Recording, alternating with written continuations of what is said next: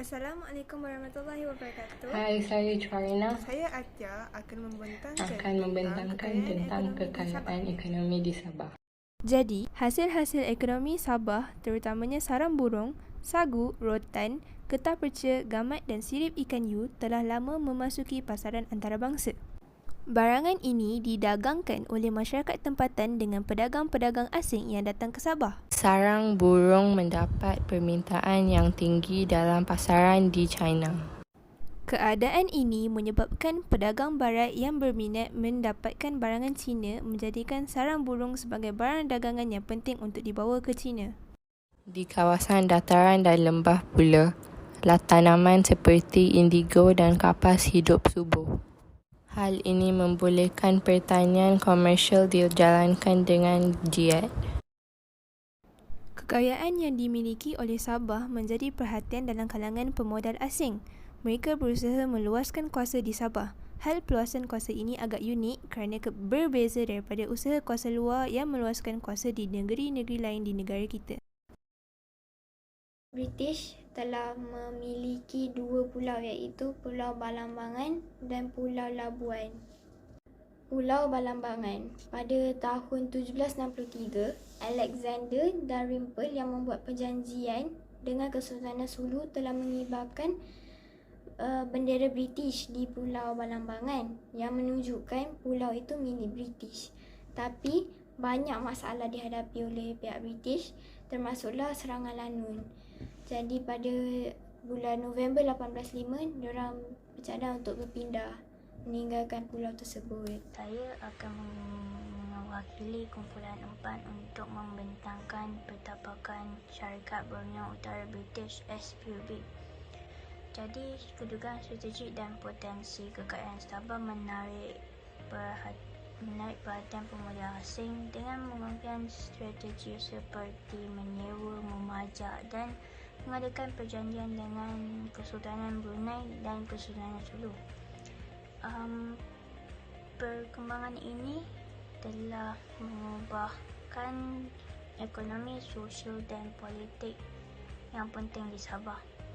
Jadi, flow pertapakan Syarikat Borneo Utara British SPB ialah seperti Sultan Brunei membuat perjanjian bersama Sultan Brunei. Kemudian Charles Lee Moses menyewa Sabah daripada Sultan Brunei pada tahun 1865 selama 10 tahun. Seterusnya, Moses menjual haknya kepada J.W. Torrey dan T.B. Harris dan menjadikan Kimanis sebagai pusat kegiatan perdagangan mereka. Selepas itu, Alfred dan Edward Dent memajak pantai timur Sabah daripada Sultan Sulu pada tahun 1878. Selepas itu Baron Gustavus von Overbeck bekerjasama dengan Alfred dan Edward dan memajukan Sabah. Lalu Torrey menjual haknya kepada Baron Gustavus von Overbeck. Seterusnya pada bulan Julai 1881, Alfred dan adiknya menubuhkan British North Borneo Provisional Association Ltd dan mendapat status piagam charter pada 1 November 1881. Akhir sekali, pada tahun 1888, Borneo Utara menjadi negeri naungan British dan PSBB berupaya memerintah Borneo Utara hingga tahun 1942.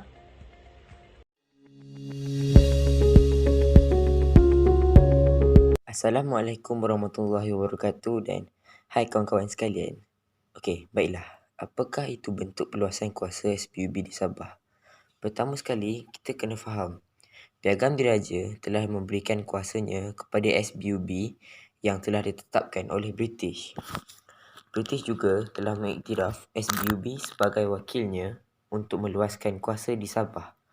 Maksudnya, di bawah pengaruh British, ada banyak syarikat atau kumpulan kecil yang diketuai oleh pelbagai ketua yang telah ditetapkan oleh British. Baiklah, terdapat 4 syarat yang SBUB patut patuhi.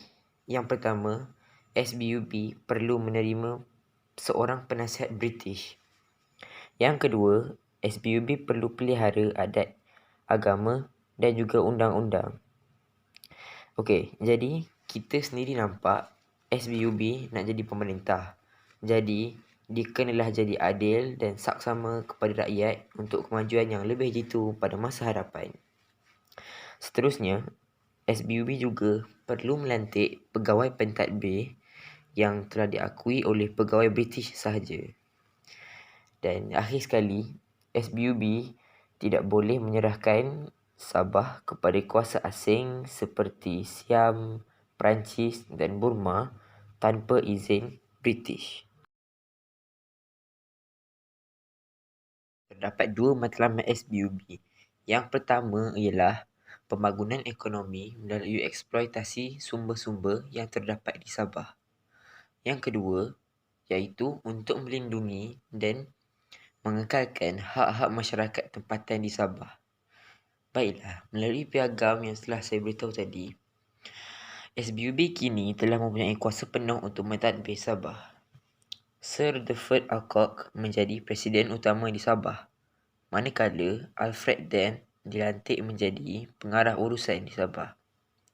Kuasa sebenarnya di London, tetapi di Sabah, sistem birokrasi yang diterajui oleh Gubernur dibentuk bagi memastikan usaha syarikat untuk mengawal keuntungan.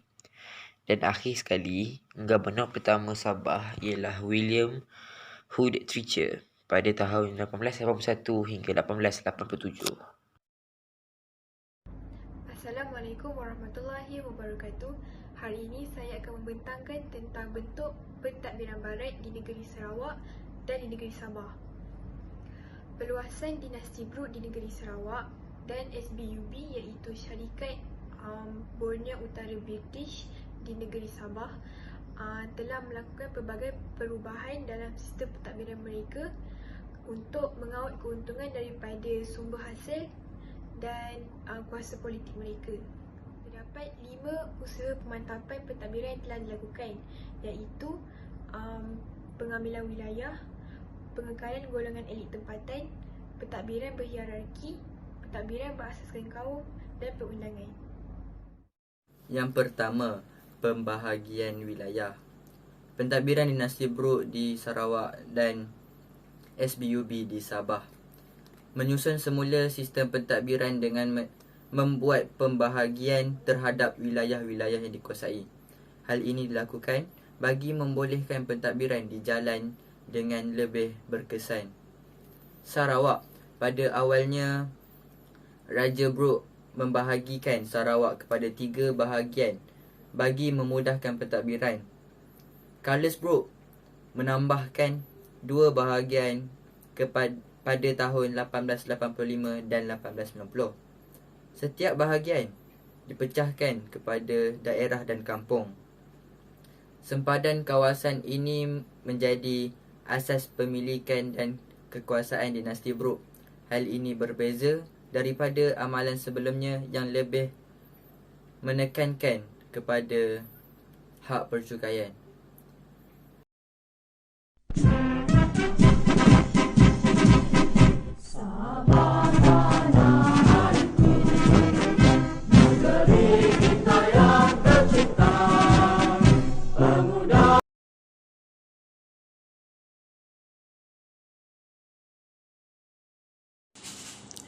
Bismillahirrahmanirrahim. Assalamualaikum warahmatullahi wabarakatuh. Saya Nur Fatin Anisa ingin membentangkan topik sejarah yang saya dapat, iaitu tajuk pengekalan pembesar tempatan. Seperti yang kamu tahu, kita ada 2 pengekalan pembesar tempatan, iaitu di Sabah dan juga di Sarawak. Saya akan menerangkannya di Sabah. Pertama, bagi menjamin kecekapan dan pentadbiran yang baik, SBUB membahagikan ketua-ketua peribumi kepada kategori ketua yang diakui dan tidak diakui. Ketua anak negeri yang diakui akan dibayar gaji, serta yang tidak diakui tidak akan dibayar gaji.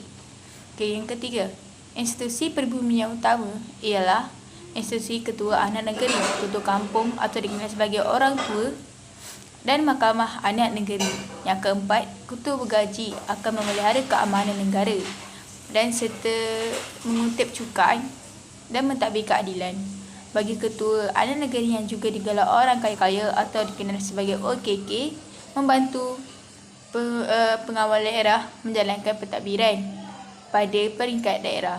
Dan terakhir, ketua anak negeri juga dilantik menjadi hakim di mahkamah anak negeri dan bertugas dalam menjaga keamanan dan keselamatan daerah mereka, memungut cukai, juga memastikan pentadbiran yang berlaku adil. Itu pembantu magistrat. Itu saja daripada pengekalan institusi peribumi di Sabah. Saya Nurul Ain akan menerangkan tentang pengekalan pembesar tempatan di Sarawak. Yang pertama, dinasti Brooke melibatkan kalangan pembesar tempatan dalam sistem pentadbiran atas nama Dasar Amanah. Dasar tersebut digunakan bagi mengisi kekurangan pegawai-pegawai Eropah yang jumlahnya kecil. Yang ketiga, pelibatan orang tempatan seperti kalangan datu iaitu Datu Patinggi, Datu Bandar, Datu Temenggung serta dua jawatan baharu iaitu Datu Imam dan Datu Hakim. Keempat, beberapa gelaran diwujudkan ketika zaman Charles Biner Brooke iaitu Datu Menteri, Datu Pahlawan, Datu Bentara dan Datu Amar. Kelima, para pembesar tidak lagi dibenarkan mengutip cukai, sebaliknya diberikan gaji dan peranan untuk membantu pentadbiran. Akhir sekali, mengekalkan semua undang-undang tempatan dan adat yang tidak bercanggah dengan sistem barat. Itu sahaja daripada kami. Sekian, terima kasih.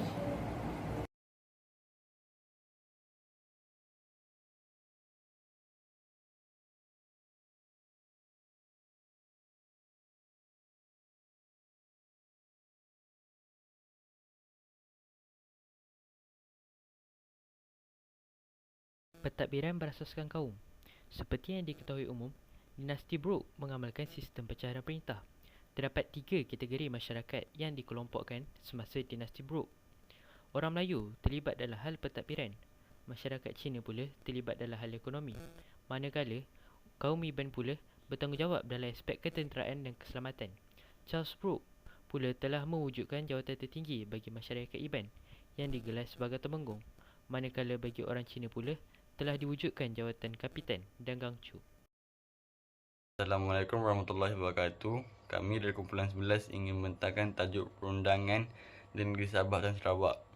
Jadi saya akan membentangkan tajuk perundangan di negeri Sarawak. Pada mulanya, mahkamah diwujudkan dengan diadili oleh raja dan dibantu oleh ketua magistrat. So, mahkamahnya ada 3, mahkamah adat, mahkamah Cina, mahkamah residen. Bagi mahkamah residen, ia diwujudkan di setiap bahagian. Residen bertindak sebagai ketua magistrat. Bagi mahkamah adat pula, ia diwujudkan bagi mengadili kesalahan masyarakat tempatan. Bagi mahkamah Cina pula, ia diwujudkan di Kuching pada tahun 1911 bagi menangani dan mengurus hal ehwal dan kes-kes yang berkaitan masyarakat Cina. Akhir sekali, Undang-Undang Lapan Perkara diwujudkan pada Januari 1842. Saya akan terangkan tentang sistem perundangan di Sabah. Di Sabah menggunakan Undang-Undang Barat dan Tempatan. Sabah juga telah mewujudkan Mahkamah Magistrat dan Mahkamah Anak Negeri. Mahkamah Magistrat diketuai oleh pegawai daerah dan Mahkamah Anak Negeri diketuai oleh anak negeri. Mahkamah Magistrat menggunakan Undang-Undang Barat.